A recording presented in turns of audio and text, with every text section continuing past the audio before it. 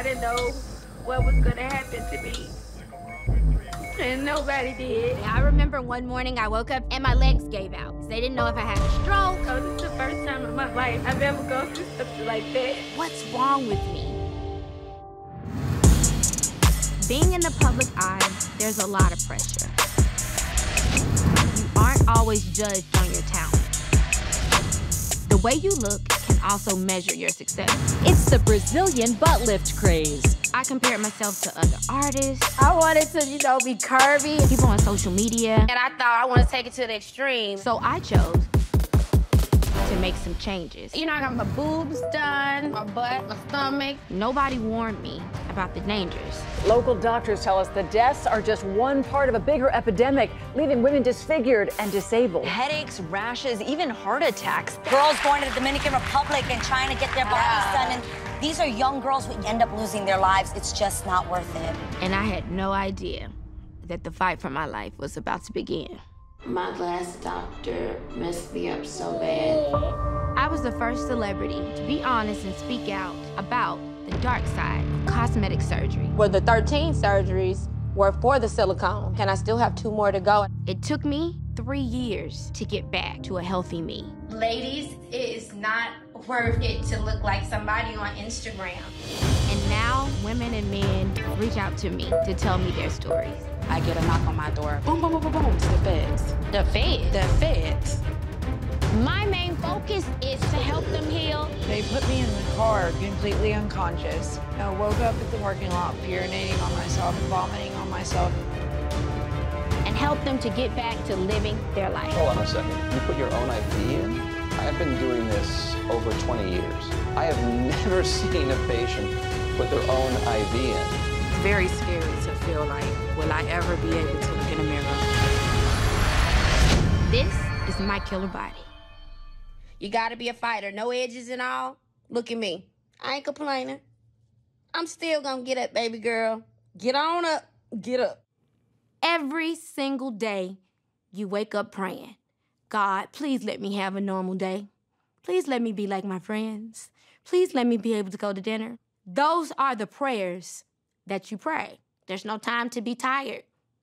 But if I'm being honest, my body is saying, slow down. But my mind and my heart is saying, go, go, go.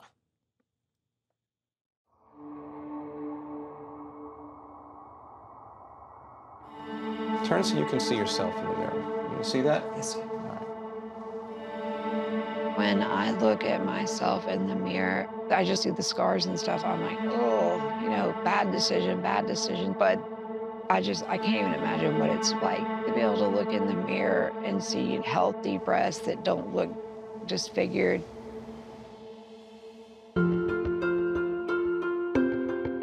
It is 7:31 a.m. Going on right now. Gosh, the devil's awake. Stop it. She's been awake. To those of you who have children that sleep late, count your blessings. I am blessed, so blessed, with my husband and my child. Good morning. Good Lord, look at your hair too. Her positivity is just contagious. When you're around her, you just want to be excited and be happy and be doing something. Good morning. When I met my husband, John, we knew that we were the other's person for the rest of our lives, and he just really loved me no matter what. My childhood was really good in some ways. I was an only child in a house with my grandparents, so I was extremely spoiled with as much love and affection as any child could ever have. But then all good things come to an end. A bully saw me at school. I had gotten wet on the playground, and then he dubbed me one itty bitty titty. I had what's called anosmastia.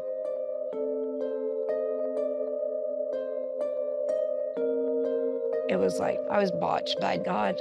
The left breast was an A, the right breast was a C. I was having to wear like 2 different bras. It really took a toll on me. What do you want? I want M&Ms. M&Ms. John has never, ever pushed me to go get my breast fixed, but he knew that I wanted it done. I don't know how he did it, but he found the money to surprise me with a boob job. I was so excited. Just one more quick little view, because no one is ever gonna see them like that again in about 10 days. And that is just the most exciting thing I have ever heard in my life. I'm ready to go, ready to get this procedure. And that's when the nightmare started.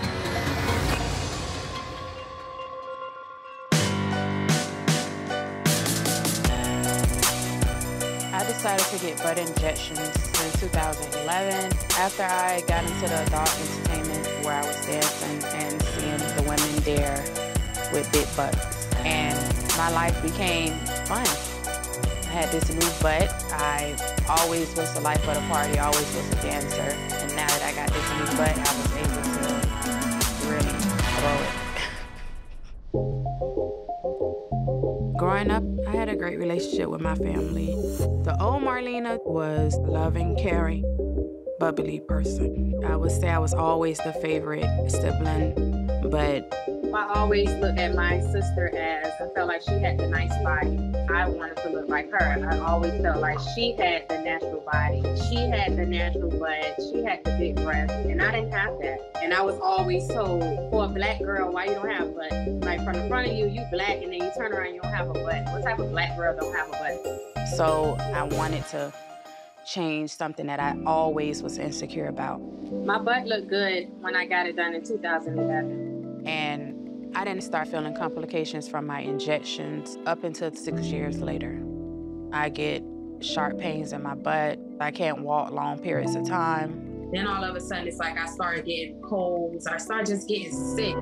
But once you fix one thing, you start noticing something else. So I just started doing research, and in 2017, I had a tummy tuck. I still don't know why I did it. I looked nice before. I thought I was fat before. I started feeling complications from my tummy tuck 3 days after the procedure.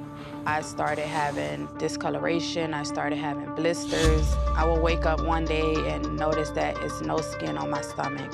I would notice that I have a hole in my stomach. At that point, I don't know if the doctor wasn't up to date with wound care, but I was basically on my own with healing myself with the help of the Facebook group. With women all over the world who's had tummy tucks. But now with my stomach, it's pretty cosmetic, so I just don't like to show my stomach. Society is gonna tell you, you have to have a big butt, you have to have a small waist, you have to have big breasts, you have to have a small nose. And it's just that easy to fix it, but it's very scary to feel like, will I ever be able to look in the mirror and say, you're beautiful, you don't need anything else?